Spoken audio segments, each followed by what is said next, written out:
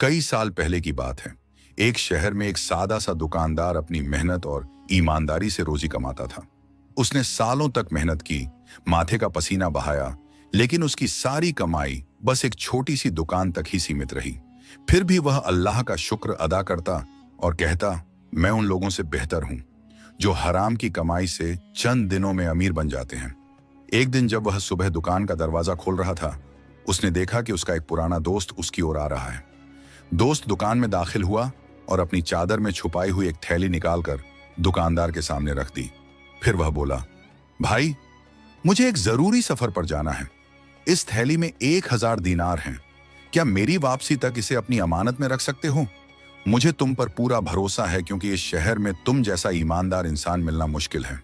दुकानदार मुस्कुराया और बोला, बिल्कुल, अपनी थैली निश्चिंत होकर मेरे पास छोड़ जाओ। मैं इसे अपनी जान की तरह संभालूंगा। तुम बेफिक्र होकर सफर पर निकलो। दोस्त ने इत्मीनान से थैली दुकानदार के हवाले कर दी और खुदा हाफिज कहकर चला गया। दुकानदार ने थैली संभाल कर रख दी और अपने रोजमर्रा के काम में लग गया। वह दुकान के कपड़ों को करीने से जमाने लगा और ग्राहकों के आने का इंतजार करने लगा। अभी कुछ ही वक्त बीता था कि 3 नौजवान दुकान के सामने आकर रुके। वे बेहद कीमती और उम्दा लिबास पहने हुए थे। उनके चेहरे से घमंड और अकड़ साफ झलक रही थी। वे घोड़ों से उतरे और दुकानदार से बोले, हमें सबसे बेहतरीन कपड़े दिखाओ। उनमें से एक नौजवान की नजर दुकान के कोने में रखे एक कीमती कपड़े पर पड़ी। उसने दुकानदार से कहा, यह कपड़ा उठा लाओ। दुकानदार ने वो कपड़ा उठाया और उनके सामने फैला दिया। उन्होंने जैसे ही इसे देखा, उनकी आंखों में चमक आ गई। उनमें से एक कहने लगा, शायद तुम्हें अंदाजा नहीं कि यह कितना कीमती कपड़ा है। हम सुबह से पूरे बाजार और शहर में घूम रहे हैं, लेकिन हमें ऐसा कपड़ा कहीं नहीं मिला। यह तुम्हारे पास कहां से आया? दुकानदार ने जवाब दिया, यह पुराने जकीरे से बचा हुआ है। मेरे ग्राहक इतने महंगे कपड़े खरीदने की ताकत नहीं रखते, इसलिए यह अब तक रखा हुआ था। यह सुनकर उन नौजवानों ने कपड़ा उठाया और बिना कोई जवाब दिए वहां से चल पड़े। दुकानदार घबराकर उनके पीछे दौड़ा और कहने लगा, अरे, इसकी कीमत तो देते जाओ। उनमें से एक, जो सबसे लंबा और रूतबेदार लग रहा था, मुड़ा और बोला, कल शाम शाही महल आ जाना। हम बादशाह के खास लोग हैं। वहां आकर हमारा पता पूछ लेना और अपनी कीमत ले लेना। दुकानदार ये सुनकर खामोश हो गया, क्योंकि वह जानता था कि इन लोगों से जबरदस्ती पैसे निकलवाना मुमकिन नहीं। दिन किसी तरह गुजरा और वह अपने दोस्त की अमानत वाली थैली लेकर शाम को घर लौटा। उसने थैली घर के एक कोने में छुपा दी और अगले दिन का इंतजार करने लगा। सुबह होते ही वह अपने गधे पर सवार हुआ और शाही महल की ओर रवाना हो गया, इस उम्मीद में कि आज उसे अपने कपड़े की कीमत मिल जाएगी। लेकिन यह सादा लोह दुकानदार उन नौजवानों की असली हकीकत से अनजान था और बस इस खुशी में था कि उसकी मेहनत की कमाई मिलने वाली है। जब वह महल के पास पहुंचा तो उसने देखा कि चारों तरफ शाही चौकीदार खड़े हैं। उसने उन्हें उन नौजवानों की निशानी बताई जो कल उसकी दुकान से कपड़ा ले गए थे। चौकीदार ने दुकानदार की बात सुनी और हंसते हुए कहा, तुम कल आना, तुम्हें तुम्हारी कीमत कल मिल जाएगी। दुकानदार यह सोचकर महल गया था कि जल्द ही उसे अपनी मेहनत की कमाई मिल जाएगी, लेकिन वहां के हालात देखकर उसे शर्मिंदगी के साथ वापस लौटना पड़ा। अगले दिन जब वह फिर अपनी रकम लेने गया तो उसे 1 हफ्ते बाद आने को कहा गया। फिर अगले हफ्ते भी वही हुआ। यह सिलसिला कई हफ्तों तक चलता रहा। आखिरकार एक दिन जब वह फिर से अपनी रकम वसूल करने के लिए महल पहुंचा तो एक नेक दिल चौकीदार उसे एक कोने में ले गया और धीमे स्वर में कहने लगा, तुम कैसे सीधे साधे इंसान हो। बादशाह के खास लोगों ने हमें सख्त हुक्म दे रखा है कि अगर तुम्हारी शक्ल सूरत का कोई भी शख्स रकम लेने आए तो उसे आज कल कहकर टाल दिया जाए, यहां तक कि वह खुद ही हार मानकर वापस लौट जाए। तुम खुद सोचो, तुम कब से चक्कर लगा रहे हो, लेकिन तुम्हें आज तक 1 दीनार भी नहीं मिला। इसलिए मेरी मानो बेकार की सिरदर्दी मोल मत लो और अपनी रकम को भूल जाऊं। दुकानदार चौकीदार की बात सुनकर टमटमा गया और कहने लगा, वह कपड़ा ना मैंने चुराया था और ना ही किसी हराम की कमाई से खरीदा था कि उसकी कीमत भूल जाऊं। मैं अपना हक लेकर रहूंगा। अगर उन्होंने मेरी रकम नहीं दी तो मैं सीधा बादशाह के पास जाऊंगा और अपना हक लेकर ही लौटूंगा। चौकीदार ने एक ठंडी सांस भरी और कहा, मैंने तुम्हें पहले ही समझा दिया है। अब जैसे तुम्हारा दिल करे वैसा करो, लेकिन एक बार फिर कहूंगा, अगर सलामती चाहते हो तो अपनी रकम भूल जाओ। दुकानदार चौकीदार की बात सुनकर परेशान हो गया। लेकिन फिर भी उसने हार नहीं मानी। उसे भरोसा था कि किसी न किसी दिन वो उन लोगों को गलियों और बाजारों में तलाश कर लेगा और अपनी रकम वसूल करके रहेगा, और उसका यह अंदाजा गलत भी नहीं था। एक दिन दुकानदार ने अपनी दुकान बंद रखी और सफर के लिए निकल रहा था कि उसने देखा वहीं तीनों नौजवान घोड़ों पर सवार होकर बड़ी तेजी से कहीं जा रहे थे। दुकानदार आगे बढ़ा, मुस्कुराते हुए उन्हें सलाम किया और अपने कपड़े की कीमत मांगी। उन जवानों ने उसकी बात सुनी और जोर जोर से हंसने लगे। उनमें से एक आगे बढ़कर कहने लगा कि आप पागल हो गए हो, कौन सी रकम, कौन सा कपड़ा। दुकानदार ने बड़ी सादगी से पूरा वाकया दोबारा दोहराया और अपनी दुकान की निशानी बताने लगा। यह सुनकर उनमें से एक नौजवान ठहाका लगाकर कहने लगा, क्या हम तेरे मामूली से कपड़े के मोहताज हैं?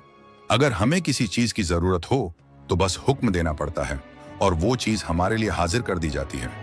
हमें इतनी फुर्सत नहीं कि बाजार जाए और तुम जैसे मामूली दुकानदार से कपड़ा खरीदे। ये कहकर वे आगे बढ़ने लगे, लेकिन जब दुकानदार ने देखा कि उसकी रकम डूब रही है तो वह झपट कर आगे बढ़ा और एक नौजवान के घोड़े की लगाम पकड़ ली। उसने जोर से खींचकर उस नौजवान को नीचे गिरा दिया। देखते ही देखते दोनों के बीच हाथापाई शुरू हो गई। थोड़ी ही देर में दूसरे दो नौजवान जो थोड़ी दूरी पर निकल चुके थे वो भी शोरगुल सुनकर लौट आए। तीनों ने मिलकर दुकानदार को बेरहमी से मारना पीटना शुरू कर दिया, मगर दुकानदार भी अपनी डूबती रकम को देखकर गुस्से में था। उसने भी दो नौजवानों के कपड़े फाड़ दिए और एक के चेहरे और सिर पर इतने वार किए कि उसका चेहरा लहूलुहान हो गया।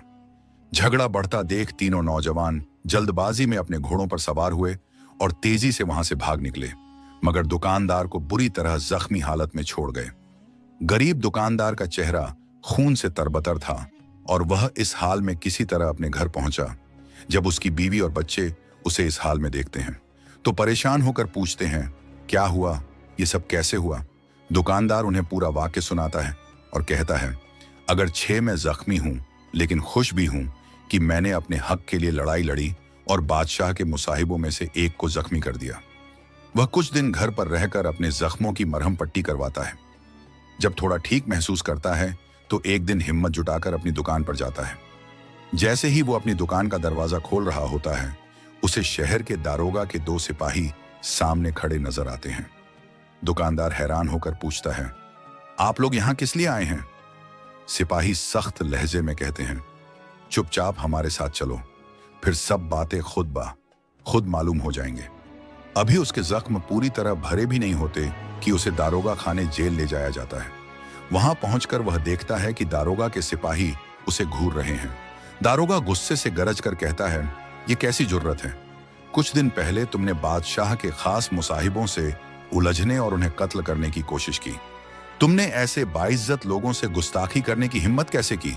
दुकानदार हैरान होकर जवाब देता है, जनाब, मैंने उनसे सिर्फ अपने कपड़े की कीमत मांगी थी। वे 3 थे और मैं अकेला। उन्होंने मुझे मारा पीटा। मैंने नहीं। दारोगा हंसकर कहता है, क्या तुम मामूली सा कपड़ा उन्हें तोहफे में नहीं दे सकते थे? क्या तुम्हें इतना भी इल्म नहीं कि बादशाह के मुसाहिब अगर कोई चीज ले तो वो हदिया समझी जाती है?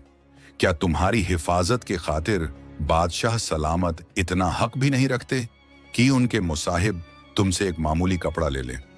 दुकानदार समझ जाता है कि उसे ही दोषी ठहराया जा रहा है। वो गहरी सांस लेकर कहता है, जनाब दारोगा, वे मेरी दुकान पर कपड़ा खरीदने के इरादे से आए थे, ना कि बादशाह और अपने लिए कोई तोहफा लेने। मैं कई दिनों से महल के चक्कर काट रहा था लेकिन मुझे कोई जवाब नहीं मिला। फिर जब मैंने उन्हें रास्ते में देखा और अपनी रकम मांगी तो वो मुकर गए और कहने लगे कि उन्होंने मुझसे कोई कपड़ा नहीं लिया। जनाब, क्या हदिया देना ऐसे होता है? दारोगा सख्त लहजे में कहता है, मुझे ये सब जानने की जरूरत नहीं कि तुमने क्या किया और क्या नहीं। मुझे तो बस बादशाह का हुक्म पूरा करना है। हुक्म यह है कि तुम्हें कैद में डाल दिया जाए और तुम्हारे सारे माल को शाही खजाने में शामिल कर लिया जाए ताकि किसी और को दोबारा ऐसी जुर्रत करने का ख्याल तक ना आए। दारोगा की ये बात सुनकर दुकानदार की आंखों से आंसू बहने लगे। जब दारोगा ने यह देखा तो उसने गहरी सांस लेते हुए कहा, क्योंकि तुम एक सीधे साधे और शरीफ आदमी लगते हो, इसलिए मैं तुम्हें कैद खाने नहीं भेजूंगा। इस मामले की जवाबदेही मैं खुद बादशाह से कर लूंगा, लेकिन तुम्हारा सारा माल जब्त होगा। इसमें कोई रियायत नहीं मिलेगी। अब तुम्हारा अपनी दुकान और उसके सामान से कोई वास्ता नहीं रहा। जाओ और अपने बाल बच्चों की फिक्र करो। दूसरे ही दिन बादशाह के कारिंदे आए और दुकानदार की आंखों के सामने उसकी दुकान में रखा सारा सामान उठा ले गए। उसे पूरी तरह खाली हाथ छोड़ दिया गया। उसकी दुनिया उजड़ चुकी थी। कुछ देर वह अपनी वीरान दुकान के सामने बैठा रहा और सोचता रहा कि अब उसे कुछ ना कुछ तो करना ही होगा ताकि उसके बीवी बच्चे भूखे ना रहें। वहीं बैठे बैठे उसे अपने दोस्त की वह थैली याद आई जो उसने अपनी कोठरी में छिपा कर रखी थी। वो खुद से कहने लगा, मेरे दोस्त को मुझ पर भरोसा था कि मैं उसकी अमानत में कोई खयानत नहीं करूंगा, लेकिन इस वक्त मेरी हालत बहुत खराब है। अगर मैं इसमें से थोड़ी रकम कर्ज के तौर पर ले लूं और अपने कारोबार में लगा दूं, तो जैसे ही हालात बेहतर होंगे मैं ये रकम वापस रख दूंगा। ये सोचकर वह घर पहुंचा और कोठरी का दरवाजा खोला जहां उसने वो थैली छुपा रखी थी। लेकिन जैसे ही उसने थैली उठाई, उसके दिल में एक अजीब सा डर बैठ गया। वो खुद से कहने लगा, मुझे क्या मालूम कि मैं कारोबार में कामयाब हो पाऊंगा या नहीं। अगर मैंने रकम ली और नुकसान हो गया तो मैं ये पैसा कैसे लौटाऊंगा? और अगर ये रकम खुद मेरे दोस्त की भी ना हो बल्कि किसी और की अमानत हो? तो उसके दिल में हलचल मच गई। उसे लगा कि शायद ये सही नहीं होगा। उसने गहरी सांस ली और खुद से कहा, नहीं, मैं ऐसा नहीं करूंगा। अमानत में खयानत नहीं कर सकता। मुझे अपनी मुश्किल हल करने के लिए कोई दूसरा रास्ता निकालना होगा। ये सोचकर उसने थैली वापस रख दी और अपने कुछ जानने वालों से थोड़ी रकम उधार ली। उस रकम से उसने कुछ कपड़ा खरीदा और अपनी बंद दुकान को फिर से चालू किया। धीरे धीरे उसकी दुकान में रौनक लौटने लगी। दुकानदार को पूरा यकीन था कि बहुत जल्द उसकी हालत सुधर जाएगी और वह अपने दोस्तों का कर्ज भी चुका देगा। लेकिन दुकानदार की किस्मत ने उसका साथ नहीं दिया। जिन लोगों से उसने कर्ज लिया था उनमें से कुछ सब्र करने वाले थे, इसलिए उन्होंने अपनी रकम वापस मांगने की जल्दबाजी नहीं की। लेकिन कुछ लोग इतने सब्र वाले नहीं थे। वे रोज उसकी दुकान पर आते और सख्ती से अपने पैसे वापस मांगते। दुकानदार शर्मिंदगी से सिर झुका लेता और कोई जवाब ना दे पाता। आखिर उसने सोचा कि कुछ दिनों के लिए अपनी दुकान बंद कर देगा ताकि कर्जदारों के रोज रोज के तकाजों से बच सके। लेकिन यह सोचकर वह और भी परेशान हो गया कि अगर वह घर बैठ गया तो बीवी बच्चों का पेट कैसे पालेगा। दुकानदार को शहर के बाहर एक चक्की वाले के बारे में पता था जो उसके पिता का पुराना दोस्त था। जब वह वहां पहुंचा तो उसने अपनी सारी परेशानी बयान की और गुजारिश की कि उसे कुछ दिनों के लिए वहां मजदूरी करने दी जाए। चक्की वाले ने उसकी बात ध्यान से सुनी और कहा, भाई, मुझे कोई एतराज नहीं, जब तक चाहो यहां काम कर सकते हो, लेकिन क्या तुम आटे की भारी बोरियां उठा सकोगे? दुकानदार ने आत्मविश्वास से जवाब दिया, मैं हर काम करने को तैयार हूं। यह काम मुश्किल होगा, लेकिन कुछ ही दिनों में इसकी आदत हो जाएगी। मुझे यकीन है कि खुदा मेरी मदद करेगा और मैं जल्द ही अपनी दुकान फिर से खोल सकूंगा। इसके बाद दुकानदार चक्की पर काम करने लगा। पहले वो इतना मेहनत वाला काम करने का आदी नहीं था, लेकिन उसे खुशी थी कि अब उसे रोज रोज कर्जदारों के सामने शर्मिंदा नहीं होना पड़ रहा था। कुछ दिन इसी तरह गुजर गए, लेकिन उसकी परेशानियां फिर भी कम नहीं हुई। एक दिन चक्की के सामने अचानक शोरगुल और शिकायती आवाजें सुनाई दी। जब दुकानदार बाहर निकला तो उसने देखा कि कुछ लोग वहां खड़े थे। वे वही लोग थे जिनसे उसने कर्ज लिया था। वे नाराज थे और उसे पकड़कर काजी की अदालत में ले जाना चाहते थे। दुकानदार ने हाथ जोड़कर कहा, खुदा गवाह है, मैं आपकी रकम लौटाने के लिए ही यहां मेहनत कर रहा हूं, बस थोड़ा वक्त और दे दीजिए। लेकिन उनमें से एक गुस्से से बोला, अब तुम हमसे बहस भी करने लगे। कर्ज लिया, दुकान बंद की और यहां छुप कर बैठे हो। हम तुम्हें सिर्फ 2 दिन की मोहलत देते हैं। अगर इस दौरान हमारा कर्ज चुकता नहीं किया तो फिर जो होगा वो खुद देख लेना। वे लोग गुस्से में वहां से चले गए, लेकिन दुकानदार की चिंता और बढ़ गई।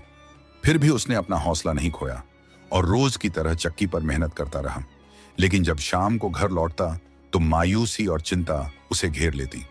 उसे पता था कि 2 दिन बाद कर्ज देने वाले फिर आएंगे और उसे लोगों के सामने शर्मिंदा करेंगे या काजी के पास घसीट ले जाएंगे।